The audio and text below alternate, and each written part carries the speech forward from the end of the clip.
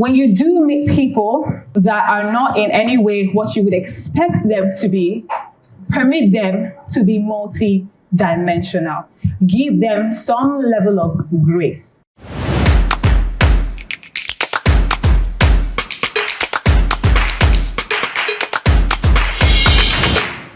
I'm going to start this by asking a question. How many of us struggle with shaking off labels that we have created for ourselves? Why are you guys looking at me like this? Are you telling me that you don't have any label that you've created for yourself, knowingly or unknowingly, that you struggled with shaking off?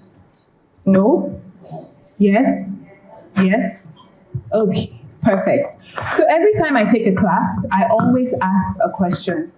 Are you able to describe yourself or introduce yourself without talking about what you do?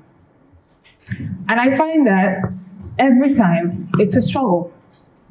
Very recently, I took a class and it had about 20 persons of an organization, and I asked them to introduce themselves without mentioning what they do in the organization. It took about 5 minutes for each of them to be able to gather their thoughts. But you see, what happened eventually was that the whole room changed. People now knew their colleagues to be football lovers, lovers of enjoyment, lovers of travel. Also, they now knew their colleagues to be people who desperately never want to see okra soup in their lives. I was shocked myself, but I'm unfortunately part of that school of thought. So, one thing the internet has done for me is to allow me create a persona. Now, that persona is, I would say, attractive to some, inspiring to others, and maybe motivational on some level. But this does not in any way describe the whole essence of my existence. We have been conditioned on some level to put ourselves into digestible labels so that other people can some way, somehow understand us better. This is not a bad thing. So when you walk into a place and you describe yourself as a teacher, as a professor, as a wife, as a doctor, like I said, not a bad thing. But can you truly say that those short words, those words can describe the whole of your existence? I don't think so. So, my name is Remi Osifo. I'm an experienced curator, a hospitality consultant. You could call me the salesperson of a good time. And I'm also a lover of the good life, an enjoyment minister, if you may. Now, the internet lets me showcase a certain lifestyle, allows me to tell people that I'm consistently finding new places, exploring new lifestyles, exploring new locations. But do you think I wake up every day to go to a restaurant to eat? No, definitely not. I don't think anybody should be doing that anyway. However, what this has done for me is to be able to preserve some parts of my personal life for me and for me alone. Now, I have a question to ask. How many of you live a double life? I love it. I love it. Okay, let me rephrase this. How many of you have a persona that only showcases one side of you strictly for the betterment of your life? Maybe for survival, for opportunities, or maybe even acceptance. Come on, guys. That's what we do when we use social media. Exactly. That's what you do when you use social media. And I want us to understand that it is not a bad thing. As a matter of fact, I will encourage you to create a persona that allows you to live your personal life and allows you to curate a life that can be put out there. If you wake up every day and you record, what's that trending topic? Every day of my life. Record every day of my life and hand that one. If you wake up every day and actually record every day of your life, what will be left for you and you alone? Now, because I curate experiences, I meet different types of people every day. And there's something very interesting that has always happened. When I meet people, they're very laid back. Very laid back because, again, I'm guessing they're trying to be respectful or, trying to understand what they can and what they cannot do. But one thing I've realized is when we do start to have our experiences, say we're going out or we're hanging out somewhere together. I'm a tour guide for reference. And we're hanging out somewhere. I realized that after a few minutes, two things happen. They either withdraw or they become very excited. Now, these are two different moods that are very okay. But what usually happens is that people don't know. Sometimes people never expected that they could not do something, so they feel a certain type of way. Now the others feel, oh my God, I didn't know I could climb that mountain. Oh my God, I didn't know I had the stamina to do this. And their mood just automatically improves. So what I try to do at the end of each experience is to ask them what their take home is. And I promise you, what we do has completely changed the way people see themselves. And they've also discovered other things that they could be doing differently. So I say this to say that you need to allow yourself to be multi-dimensional. Say you are in an environment which I think that sometimes people do not permit, and you are not that expressive, you feel like sitting. It's not a bad thing. Please allow yourself to be. One other side to the fact that I am an experienced curator, or I'm always everywhere, or I'm always visiting places, is that I am a notorious backbencher.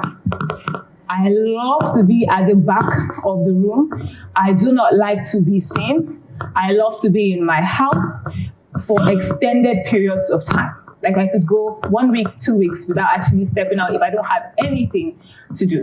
But if you've only seen my social media platform or any platform I'm on, you would never be able to tell. And this is why I always say, when people are not the way you expect them to be, give them grace, right? Because even a psychologist had to say that people wear social masks depending on context. If you're the same way with, say, your colleagues or your colleagues, your friends, your family members, would that be a normal thing?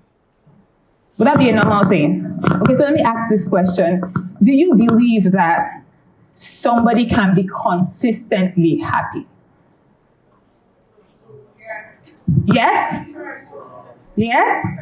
You can try, but is it really 100% possibility that every day you wake up, you're exactly. So what do you do on your not so happy days? I'm sorry? Exactly. That is what I'm encouraging everybody to do. To take it in, like you said.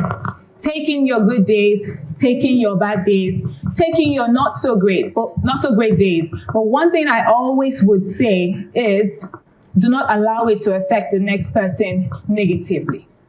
We're all going through something. Yes. There was an event I attended, which by the way made me step back from influencer events. And when I did attend this event, there was some level of performative energy that was required. Not that I didn't want to, not that I didn't feel like dancing or any of those things, but in that moment, that was not what I wanted to do. Mostly because I was around people that I do not have that personality trait with. So if I was with my family or my close friends, I could be jumping on the table or whatever. It wouldn't really mean much to me. But with these sets of people, I had to caution myself so I don't feel a certain type of way. Also, they don't perceive me in a certain type of way so that I prevent myself from being judged. But in that moment, somebody asked me, oh, why are you so hard on yourself? I looked and I was like, hard on myself? Do you mean I don't know how to have fun anymore? I spiraled. I definitely spiraled. I got home, I started asking myself so many questions. I'm pretty sure I even asked my friends, am I the boring friend? You know, tell me, you can talk to me. Tell me the truth. You can talk to me, tell me the truth. But they also made me realize you are different. You're a different person to different people. And that in itself should be acceptable. So I'm showing it to you guys. When you do meet people that are not in any way what you would expect them to be, permit them to be multi-dimensional. give them some level of grace. Because here we are talking about beyond labels, redefining identity in a hyper-connected world. So, aside from what you may know as a person's personality, allow them to also be other things to other people and other things to you. Are we communicating? Okay, all right. Now, another aspect I would like to touch on is that the internet is not a real place. I know it does look real, but it's not. Just yesterday, I was in the market, and in fact, I don't know, I was looking, let me not even say where I was looking, but I just looked up and I saw someone with arms wide open trying to hug me. I was thrown aback, but I was very welcoming because she had a beautiful smile. And she mentioned her name, she introduced herself, and I hugged her back, and we went on our way. I then realized, even though she doesn't know me, she doesn't know that. She has seen my platform, she has seen the way in which I communicate, so it often looked like she knew who she was meeting, although she was very respectful. So that is what the internet does. But what I also like about the persona is that I can go back home and I have a side of me that is completely reserved and preserved for me and for me alone. So maybe I should give us a little assignment going forward. In the next coming week, in the next month, introduce yourself as the person you are becoming instead of the person you are. Also, introduce yourself as what motivates you as opposed to what you do. In that moment, I strongly believe that you get to learn more about yourself. You get to learn more about people if you listen carefully, and you get to understand that humans are messy and our identity is consistently changing.